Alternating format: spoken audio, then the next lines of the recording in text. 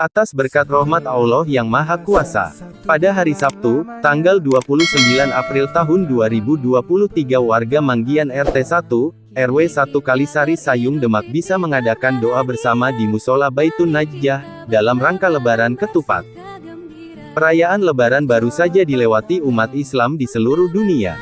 Namun, sebagian umat Islam di Indonesia, khususnya di Pulau Jawa juga akan merayakan Lebaran Ketupat. Lantas, apa itu Lebaran Ketupat? Dan kapan dirayakannya? Tradisi Lebaran Ketupat memang tidak tercantum dalam Al-Quran, dan juga tidak dirayakan oleh Nabi besar Muhammad SAW. Walau demikian, Lebaran Ketupat ini tetap digelar oleh sebagian besar umat Muslim di Pulau Jawa sepekan setelah Hari Raya Idul Fitri. Sejarah Lebaran Ketupat ini berawal dari Kanjeng Sunan Kalijaga yang pertama kali memperkenalkan kepada masyarakat Jawa. Lebaran Ketupat dirayakan pada 1 minggu setelah Idul Fitri, yakni pada 8 Syawal setelah melaksanakan puasa sunnah selama 6 hari. Tradisi Lebaran Ketupat atau Bagda Kupat merupakan simbolisasi ungkapan dari bahasa Jawa. Kupat adalah akronim dari ngaku lepat mengakui kesalahan. Simbolisasi ini digunakan Sunan Kalijaga dalam mensiarkan ajaran Islam di Jawa yang pada waktu itu masih banyak orang meyakini kesakralan dari ketupat. Sejarah Lebaran Ketupat. Apa itu Lebaran Ketupat dan adakah hubungannya dengan ketupat sebagai makanan? Sebagai makanan, ketupat bukan hal yang baru. Tradisi Lebaran Ketupat sendiri diperkirakan sudah ada sejak lama, bertepatan dengan proses masuknya agama Islam di tanah Jawa. Dalam beberapa catatan sejarah, Sunan Kalijaga disebut sebagai orang pertama yang memperkenalkan tradisi Lebaran Ketupat. Sunan Kalijaga membudayakan 2 kali Bagda, yakni Bagda Lebaran Idul Fitri, dan Bagda Kupat Lebaran Ketupat.